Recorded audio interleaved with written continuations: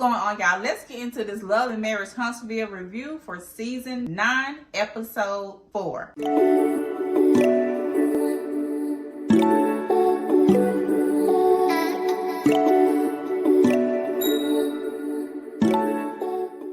thing I want to talk about, y'all, is Destiny talking about her father and how he is going through the whole cancer treatment thing. I personally know how hard this can be on you as a daughter. Maybe he has a wife or a spouse. It can just be hard on people, period, okay? Let alone the person that's actually going through it. Destiny mimicking Mel when she get loud and how her voice get all squeaky and stuff was too funny.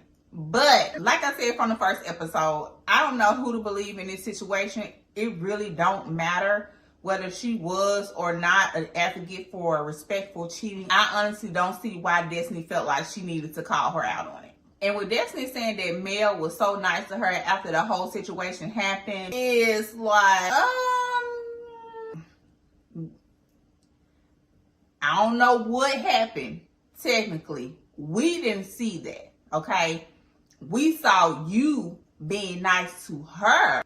We saw you trying to tell her you love her and, you know, this, that, and the third. But her being nice to you after that situation had happened, we did not see that. Of course, she was reciprocating the energy when you came to her and was like, you know, I still love you, or whatever you said during that, when you were standing on the stairs. But that's what we saw. We saw her just reciprocating the energy that you was giving her on the stairs when you said that you love her. And even then, she didn't even say it back. She basically was just like, we'll talk. So I don't know what Destiny get this, that Mel was nice to her after the whole dinner situation. But I mean, maybe that's something that they didn't put on the episode that happened, but we didn't see that, or at least I did. And then she said that Mel is still avoiding what the real issue is. I honestly still don't know what the real issue is. Like, what is it? Can you please elaborate? Please explain.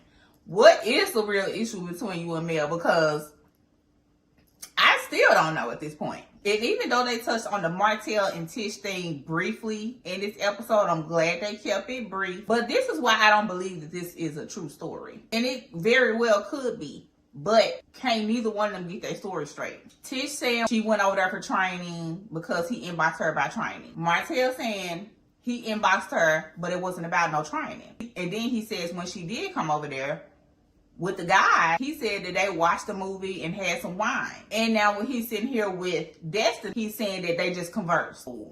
And this is why I believe this story is kind of fabricated, made up drama, but can't nobody get their story straight. And maybe, I don't know. Anyway, moving on. I will remember if somebody came over to my house just to talk or converse about whatever we talked about versus us watching a movie and having some wine versus someone coming to my house in regards of a training consultation. Anyway. And also Martell mentioning the fact that Marceau has cheated as well. I'm sorry to say it, but I can believe it. I actually believe Martell in this moment in time. I actually believed him before this whole scene happened, but when I heard him speak how he was speaking in this scene about Marceau being just as much as a cheater as he was or is or whatever, I 100% believe him. Marceau gives me the vibes that he has perfected lying to Tisha about what he's doing, where he is, what he's done. He's perfect at it at this point with his wife. I'm sorry. It is what it is. Just my opinion. We can agree to disagree, okay? And vice versa. But do I believe that Martell was telling the truth in this moment in time? I absolutely do. And Maurice as well. I feel like the difference between Tisha and Kimmy in this whole situation is Tisha really don't know, or she don't want to know, so she don't go prying for stuff. And on the other hand, I feel like Kimmy does know, but they have worked through Maurice's situation. I know some of y'all gonna disagree, but that's just what I get, okay? Moving on. Now, Miss Nell harping on the whole her name was missed off of the bed situation is very petty and very immature to me. for her to be the oldest one in the group. Because she keeps saying, y'all keep assuming that I'm the oldest one in the group. Which at the end of the day, it really don't matter. Whatever Miss Nell's age is, she look damn good in it. Okay? But that does not negate the fact that her acting a fool over her not having a card of her with her name on it on her bed is just straight up immature to me. Right? At the time, I thought that Miss Nell was just feeling herself.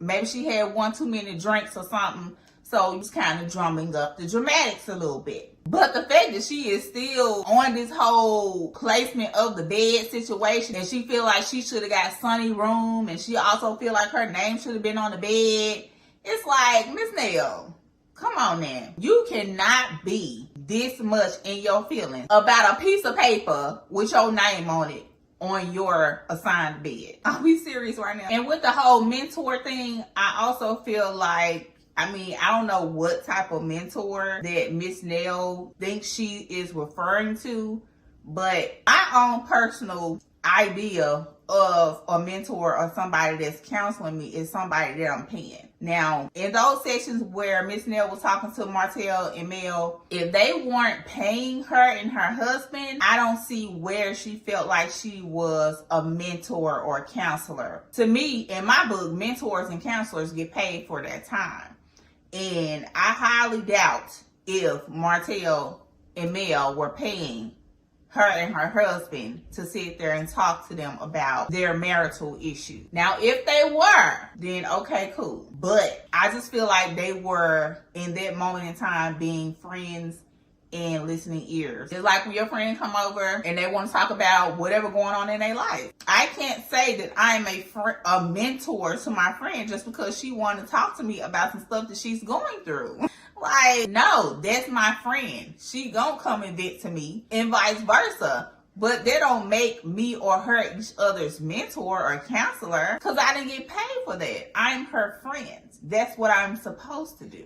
That's what I'm here for as her friend. Now, with the whole interviewer thing, the interviewer asks, with the whole season starting off with Mel and Martell and all of their drama that they have going on with the focal point of the show, how did you feel about that? The fact that Miss Nell said it was draining, I personally didn't see a problem with her saying that it's draining. I'm pretty sure it is draining. It definitely has to be draining for Mel and Martell. So if it's draining for those two and they're in it, I'm pretty sure it's draining for the cast as well. Nothing wrong with that. I don't feel like she was talking bad about Mel or Martell or anything like that. She was just expressing how it feels to her as a friend to them and just the overall show in general. And I don't necessarily feel like she was saying that Mel is draining or Martell is draining. She was just saying it's draining in general. And also with Mel saying that, is that what a friend would say about a friend? When did we get to the point where we can't tell our friends how we truly feel about whatever, and we can talk through it and get over it like adults and have a conversation about what we feel about each other as adults, and nobody get offended or feel like they're being attacked or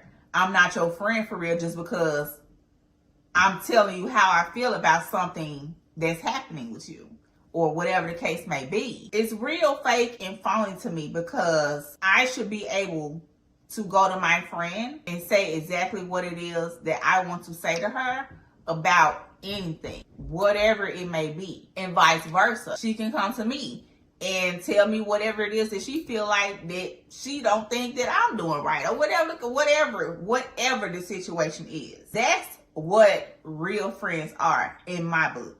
I don't know. Maybe other people feel like my friend don't supposed to come and tell me about myself, regardless of whatever the situation may be. And if that's how you like to do your relationships with your friends, that's just how you like to do your relationships with your friends. But for me, if I feel like I can't come and tell you how I feel about something that is maybe bothering me or something that I feel like you can improve on or whatever the case may be, because we're here to help each other, right? That's the purpose of friendship. And if I feel like I can't call you out on your BS or you can't call me out on mine every once in a while when you know you tripping or when you may not even know you tripping, then I don't consider us friends for real. That's just how I operate. Other people may feel differently. But if I feel like I can't come to you and let you know how I feel for real, then I don't consider that a friendship. I consider that maybe an associate type of situation. We talk here and there and go on about our business. Now, I'm not going to do it publicly, okay? Now, I'm going to pull you to the side and pull you in private or let you know later on what's what. But, and maybe that's where the disconnect is coming in between the situation with Nell and Mel. But at the same time, if I can't say how I feel without you getting upset, either we ain't friends for real or you just ain't healed enough to be in that space where you can receive when someone is giving you some constructive, needed criticism. Now, Kim be saying that Maurice falls to sleep at work. Say, what now? What man that has a beautiful home, I'm pretty sure a comfortable bed, falls to sleep at work so regularly that you have to go by the office and check to make sure he didn't fall asleep at work? Okay, girl. Kimmy strikes me as the type of woman that will give her man a hall pass. I'm just saying. Anyway, the whole situation with Maurice getting a DUI, okay, it's definitely not the best thing in the world, okay? I mean, I can see if you got stopped because you had a warrant or something. But you actually getting stopped because you were drunk driving. You got that toe up to where you didn't have nobody you can call. You can get an Uber. You can call your brother. You can call Kimmy. It's no excuse for him getting a DUI or drunk driving. Just thank goodness nobody got hurt in this whole situation. Baby, Tish body is tea, okay? The fact that she and Ken had to give her ex gas money to get to his own son's graduation. Child, I don't even think I would have told nobody that. I wouldn't even told nobody that. Like, that is so embarrassing. I mean, you gotta be what, 40 plus? You can't go do DoorDash, do Uber, do something to get you some extra coin so you can at least get to your child's graduation. You ain't got no gas money? I mean, and everybody, don't get me wrong, fall on hard times. And if I'm not mistaken, he's coming from what, Atlanta? I mean, still, it's still no excuse for no grown ass man to not have gas money to get to his child's graduation. I'm sorry. It ain't no excuse for that.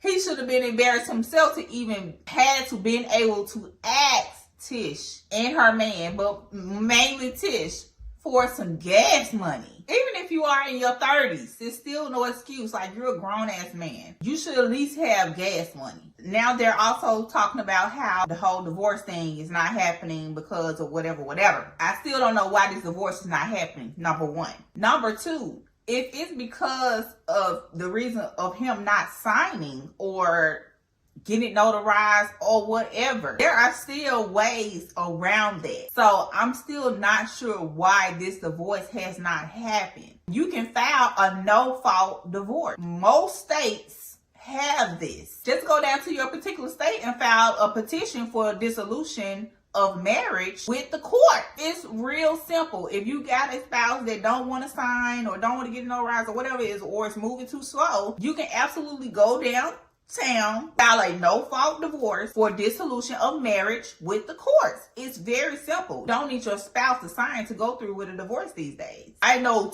in today's times of 2024, you don't need your spouse for that. Or possibly maybe Alabama does not offer that. I'm not sure. So, I mean, either way, I still don't understand why they're not divorced yet. And just on a closing note, I feel like it's a lot of immature tit for tat. You did this, so I ain't gonna do that. Or, you know, they don't call me, so I ain't gonna call them type of situation going on. They didn't show up to my event, so I'm not gonna reach out to them. Or it's a whole lot of tit for tat going on in this group, and I don't understand it. Y'all let me know what y'all thought about in the comments about this episode. Make sure you like, comment, and subscribe to the channel, and I will talk to you all on the next video. Bye!